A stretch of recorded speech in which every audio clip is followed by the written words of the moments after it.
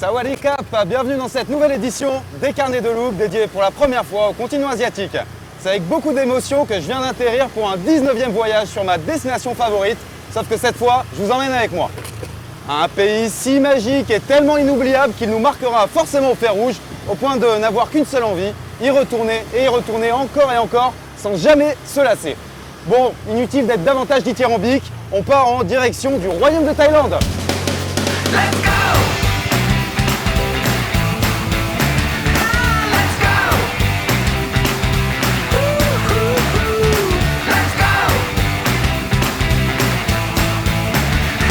Let's go!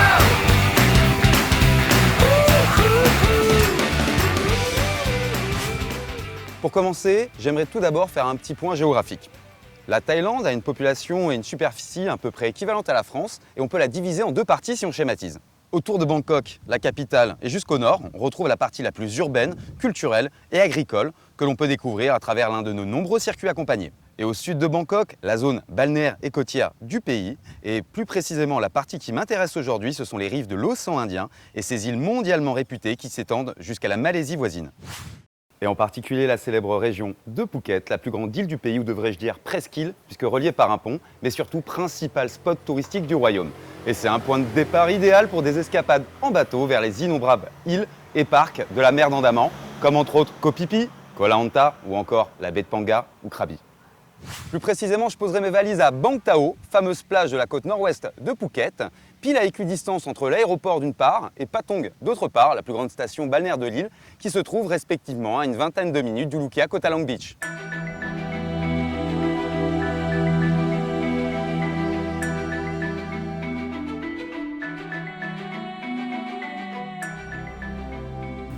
La population thaïlandaise est à plus de 90% de confession bouddhiste.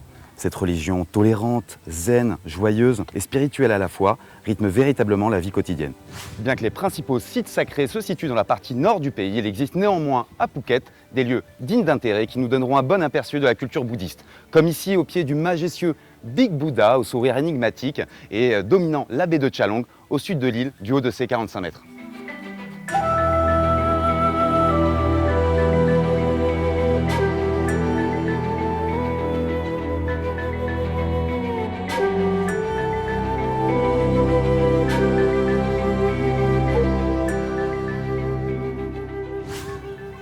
Et en contrebas de cette monumentale statue, on retrouve Wat Chalong, le complexe religieux le plus important de tout le sud du royaume, puisqu'il abrite une relique sacrée, en l'occurrence une dent de Bouddha. Un endroit à faire absolument, toujours très dépaysant et animé, où se côtoient en toute harmonie moines, pèlerins et touristes.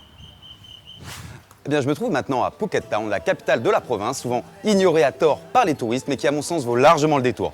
En particulier grâce à ses jolies ruelles, ses maisons aux couleurs pastel et ses nombreux restos, herboristeries, boutiques ou guest house au charme rétro et désuet, comme ici autour de Talon Street.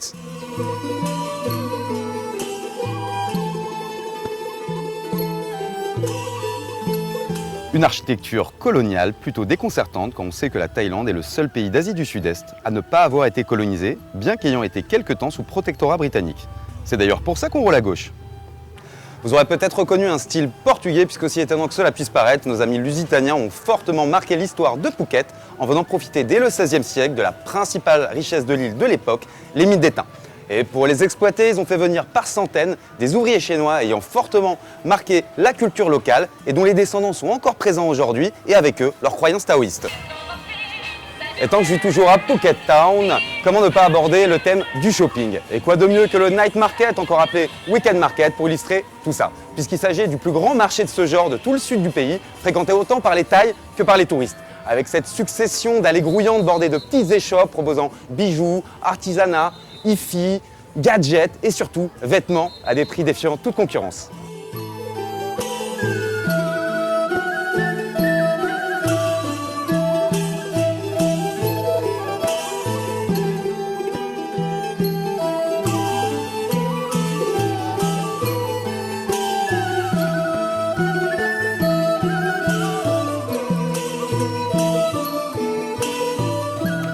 C'est vraiment un passage obligé pour moi, vu que c'est là que je renouvelle ma garde-robe chaque année.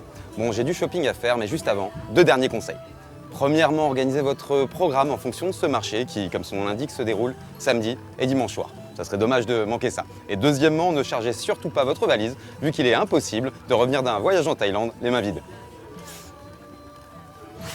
Je sais pas vous, mais moi faire autant de shopping, ça m'ouvre l'appétit. Ça tombe bien puisque le night market, c'est aussi et surtout des dizaines de stands de rue et petits restos typiques comme on en retrouve dans tout le royaume. On a vraiment envie de s'arrêter partout et tout goûter. Enfin, presque tout goûter.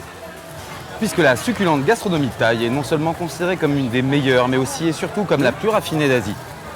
Une incroyable et enivrante explosion d'odeurs, de couleurs et de saveurs inimitables, mélangeant subtilement épices, herbes, sauces, coco, curry, etc. Un vrai régal. Par contre, je vous préviens, étant donné qu'il est possible de grignoter à toutes les heures du jour ou de la nuit et qu'on a tendance à prendre plus de 3 repas par jour en Thaïlande, on risque de revenir avec quelques kilos en plus. Et encore une chose, étant donné que tous les plats sont plus ou moins pimentés, même certains desserts, retenez bien dans l'intérêt de votre palais l'expression Ao Mai Pet qui signifie pas trop pimenté en thaïlandais. En résumé, un voyage en Thaïlande, c'est aussi et surtout littéralement un voyage culinaire pour vos papilles. Allez, bon appétit! Pour terminer la journée en apothéose, il est indispensable de vous faire découvrir le Muay Thai, sport numéro 1 en Thaïlande. Bien que je n'apprécie pas forcément plus que ça les sports de combat, je ne peux pas m'empêcher d'assister systématiquement à chacun de mes voyages ici à des matchs de boxe thaï, comme ici au Patong Stadium, un des innombrables stades disséminés dans le pays. Tant que je suis à Patong, qui je vous le rappelle est de très loin la principale zone touristique de Phuket, à une vingtaine de minutes du Club Lukia, c'est le moment d'indiquer aux couche-tard que c'est ici que ça se passe. Vous retrouverez un nombre incalculable de bars et surtout les meilleures discothèques de l'île ouvertes jusqu'au petit matin. Là aussi, dépaysement garanti, c'est le moins qu'on puisse dire. Départ ce matin vers le nord-ouest de Phuket en direction de Bang Tao où se trouve le Club Lukia. En gros, Bang Tao se compose de 4 parties distinctes avec, en arrière-plan, le village de Chiang Talei, puis une forêt, des prairies et des plantations, et enfin sa plage qui elle-même peut se diviser en deux, avec au nord un secteur très chic et au sud la partie beaucoup plus populaire où se situe le Lukia Koh Talang Beach. Malgré le développement touristique de la plage de Bang Tao toute proche, Chiang Talei a conservé le charme et l'authenticité d'un vrai petit village thaï. Notamment grâce en bord de route à des rangées interminables de scooters, à des trottoirs étroits passant sous des fils électriques pas très rassurants. Sans oublier plein de petites gargotes et boutiques, quelques bars et tous les services possibles comme les supérettes, des banques, des loueurs de voitures ou de scooters, des taxis et même un peu plus loin, un grand centre commercial. Et plus inattendu par contre, c'est la présence d'une magnifique mosquée qui nous rappelle qu'une forte communauté musulmane vit dans le sud de la Thaïlande. Décidément un vrai melting pot cette île de Phuket entre bouddhistes, chinois, musulmans et même gitans de la mer, les Chaolei, un peuple animiste, nomade, d'origine birmane et qui s'est sédentarisé dans la région. Une dernière petite chose, sur ce village, venez-y si possible les jours de marché, toujours plus animés, c'est-à-dire le mercredi et dimanche, ou encore le vendredi, pour voir le Muslim Market juste à côté de la mosquée. À mi-chemin entre le village et la plage, on sera agréablement surpris par cette nature restée intacte, contrastant avec d'autres endroits de l'île, comme Patong.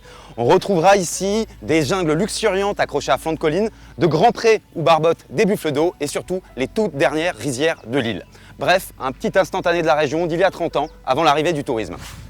Mais les paysages qui vous marqueront largement le plus ici, ce sont ces vastes forêts d'EVA, véritable image d'Épinal de Phuket. C'est aussi une des principales ressources économiques du pays, vu que la Thaïlande est le premier producteur mondial de caoutchouc. Plutôt agréable de venir s'y balader à pied ou à vélo, dans ce décor de manga, à l'ombre des EVA alignés sur plusieurs hectares. Nous voilà enfin à Bang Tao Beach pour aborder le très attendu chapitre balnéaire. Le Lukia Koh Talang peut se vanter d'être non seulement sur une des plus belles plages de Phuket, mais aussi et surtout sur une des plus longues, grâce à ses 7 km de sable blanc. Elle a la particularité d'être bordée de pins, me rappelant un petit peu les plages de l'île Maurice et ses Philaos, en particulier au moment du coucher du soleil. Dans la partie nord de Bang Tao Beach, on tombe forcément sur le célèbre complexe Laguna Phuket, avec ses 5 hôtels de luxe considérés comme les plus haut de gamme de l'île, et reliés les uns aux autres par un magnifique lagon. Et qui dit luxe, dit golf. Et sur ce plan, on ne sera pas déçu puisque le complexe en dispose aussi. Et pas n'importe lequel, étant donné que ce parcours 18 trous est classé dans le top 10 des meilleurs golfs d'Asie. En arrivant vers le Club Lukia dans la partie sud de Bang Tao Beach, changement d'ambiance puisque plus populaire, décontracté et surtout moins cher. Et c'est surtout ici que vit une petite communauté de pêcheurs avec leurs fameux longues Thai boats amarrées le long des canaux et contribuant allègrement au charme des lieux.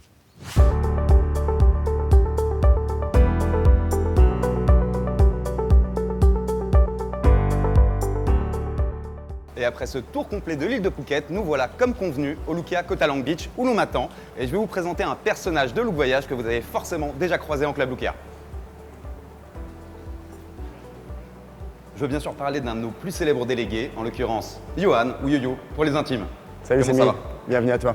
C'est très plaisir de te voir. Surtout en Thaïlande, c'est ton carnet de loot dédié à ta destination cette fois-ci, si tu veux bien m'accueillir. Soyez les bienvenus, avec grand plaisir, on y va. Alors comment se passe ta saison ou tes saisons devrais-je dire, puisque tu as la chance d'être là depuis pas mal de temps. Depuis déjà 6 mois, depuis l'ouverture, et j'enchaîne sur une deuxième pour tout l'été. T'en as de la chance. Voilà. T'es accro à la Thaïlande comme beaucoup de monde. C'est un peu le paradis sur Terre, hein, que ce soit les gens du coin, que ce soit les paysages que l'on découvre, c'est vraiment une très très belle destination. Je te cache pas que je t'envie. Et juste avant de découvrir le club, tu peux m'en dire deux mots pour me mettre en condition un petit peu? Bon, en plus d'une ouverture, c'est aussi un nouveau concept, on a su s'adapter à la culture locale, donc une animation plus légère, mais tout aussi proche de nos clients, dans l'accompagnement, dans la découverte, c'est le paradis. Ah, donc la convivialité comme d'habitude. Exactement. Mais, Les grandes lignes du club. Une animation un peu à l'image de la Thaïlande. j'ai envie de Exactement, dire. c'est ça. Ça marche.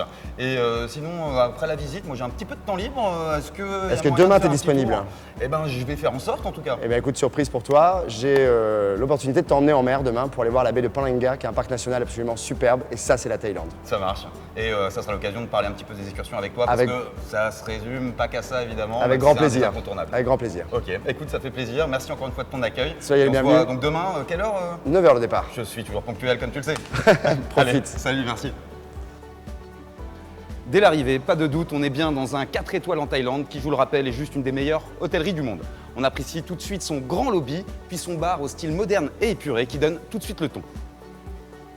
L'hôtel est composé de 8 petits bâtiments de 2 ou 3 étages avec ascenseur, implantés dans un grand jardin tropical et agencés en épis autour des piscines. Les 283 chambres du Lukia Koh Talang Beach sont toutes élégantes, décorées avec goût, fonctionnelles et surtout très spacieuses. Elles peuvent accueillir jusqu'à 3 adultes ou 2 adultes et 2 enfants maximum. Et comme vous le voyez, elles sont parfaitement équipées avec un grand balcon ou terrasse dedans sur les jardins et piscines, une télé-écran plat, un coin salon très sympa et séparé du reste de la chambre par un rideau, un coffre-fort gratuit et aussi une kitchenette avec micro-ondes, grand frigo, vaisselle, nécessaire de thé ou café, etc., etc. Allez, on se retrouve à la piscine. Côté piscine, au Lukia Koh Talang Beach, on a l'embarras du choix avec 3 superbes piscines à fond noir, un grand bassin enfant et 2 pataugeoires. Pour commencer, la principale est son agréable espace aquatique paysager de 1340 mètres carrés, un vrai lagon parsemé de petits ponts et îlots, et dans laquelle on profitera d'un toboggan très fun qui fera le bonheur des familles et d'un super pool bar toujours très apprécié. La deuxième piscine, tout aussi jolie et avec un jacuzzi, est dédiée cette fois-ci à Look Voyage et c'est évidemment là que se concentrent nos animations et activités sportives aquatiques. Et qui de mieux pour nous en parler que notre charmante chef de village, Anso. Comment ça va? Ça va et toi? C'est donc un look et à zen. Explique-moi en quoi ça consiste. Alors, c'est-à-dire qu'on a un peu moins d'activités, mais ici, on a quand même les activités look voyage, telles que les incontournables, la pétanque, l'aquagym, le stretching et j'en passe. Du grand classique malgré tout. Et en ce qui concerne les activités nocturnes, Nous avons les spectacles, mais nous avons la chance d'avoir ici même une soirée spéciale, la soirée cinéma au niveau de la plage. C'est un nouveau concept et c'est dès demain à partir de 22h, donc bien entendu, on compte sur toi. j'ai Sans oublier vendredi, la soirée Wattels, la soirée blanche qu'on a dans tous les looks. la plus attendue de la semaine. J'y serai aussi. Exactement. Ça marche. Merci pour tes explications et encore une fois une très très bonne saison. Merci, bon après-midi. Et n'oublions surtout pas, comme dans un grand nombre de clubs Lukia d'ailleurs, la piscine labellisée Posez-vous. Donc sans animation, régnera une atmosphère très calme, propice à la détente et au repos. Bref, avec autant de piscines pour un club Lukia de moins de 300 chambres, je vous garantis qu'elles ne seront jamais bondées. Le Lukia Koh Talang est bien sûr pied dans l'eau et à part ça, rien à rajouter de plus vu que vous connaissez déjà très bien cette partie de Bang Tao. Et vous trouvez pas qu'il manque quelque chose? Effectivement, l'hôtel a volontairement choisi de ne pas se doter de transat, parasol et base nautique pour d'une part sublimer ce décor enchanteur et d'autre part pour préserver l'environnement. En effet, le Club Lukia a été récompensé par un prestigieux label, le Travel Life Gold, pour ses efforts en matière écologique. À signaler justement que Look Voyage est toujours aussi fier d'être le premier Théo français à avoir reçu cette certification Travel Life pour ses actions en faveur d'un tourisme plus durable. Au-delà de cette spectaculaire vue à 180 degrés sur l'océan Indien, je tenais absolument à mettre en avant l'excellente cuisine du restaurant principal, mêlant subtilement spécialités thaï et plats internationaux. Quel coucher de soleil! À signaler également qu'au Lukia Koh Talang Beach, il est possible de dîner dans un excellent resto Thaï Fusion, très raffiné et très prisé pour son ambiance feutrée et romantique. D'ailleurs, j'attends mon plat. Koponka! Apparemment, je vais me régaler. Regardez-moi ces noix de Saint-Jacques, la salade d'artichaut et cette présentation très raffinée. Place maintenant à un des événements les plus attendus de la semaine au Lukea Koh Thaland Beach, comme dans tous les clubs Lukea d'ailleurs, la désormais célèbre et irremplaçable Whitetails. Pour ceux qui la découvrent, c'est notre fameuse soirée blanche dédiée exclusivement aux clients Look Voyage et qui se déroule ici dans un cadre très lounge, en bord de plage, un moment que je voulais absolument partager avec vous. Allez, suivez-moi.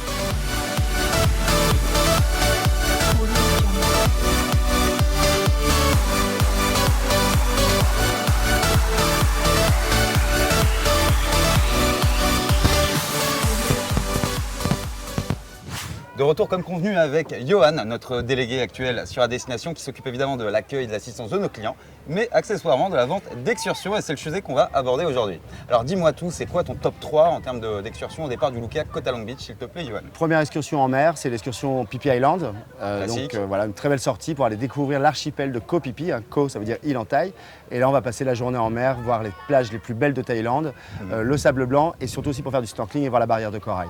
Et Maya Bay, le fameux film Évidemment, La plage, découvrir la plage par Leonardo DiCaprio. de Maya Bay, célèbre Ok. depuis le film The Beach, la plage, avec Leonardo. Ça en fait une, quoi d'autre? En deuxième excursion phare, on a une très belle sortie culturelle qui s'appelle le Phuket Cultural Tour, qui vous permettra d'aller visiter des temples, et c'est important pour la première fois en Asie ou en Thaïlande, d'aller au moins voir un temple bouddhiste. C'est un lieu de recueillement, c'est un lieu très serein, on peut se faire bénir par les moines bouddhistes, très sympa.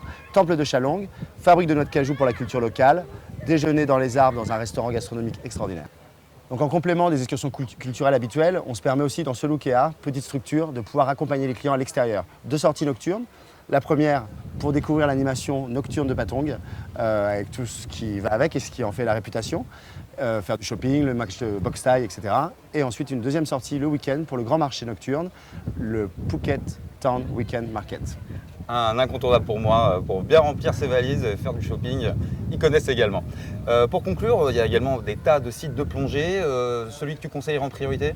Similan, très belle île qui ressemble aux Seychelles, ça c'est possible d'accès aussi. Et dans le top 10 des meilleurs sites de plongée au monde. Exactement.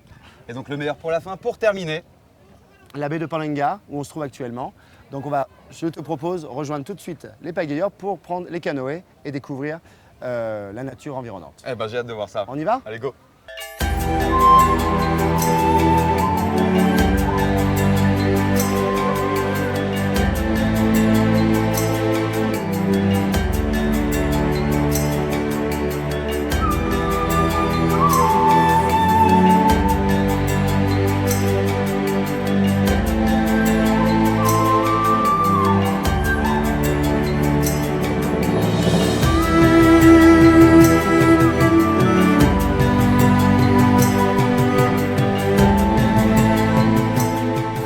Waouh, effectivement ça vaut le détour. Je connaissais pas du tout cet endroit de la baie de Panga. Je te remercie de me le faire découvrir.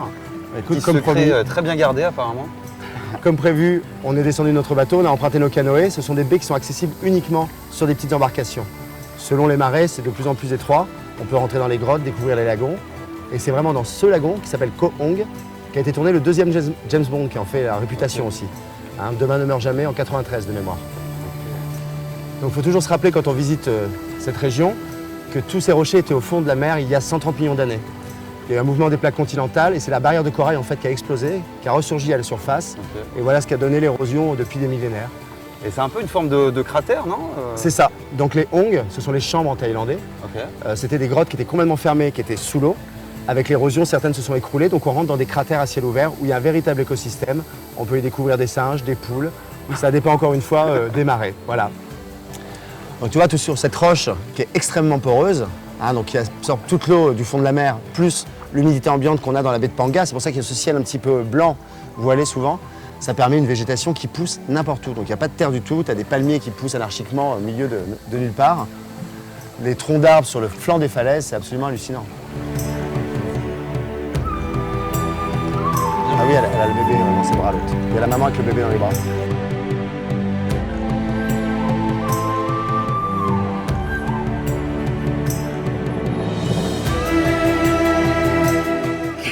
Donne-lui. Donne-lui.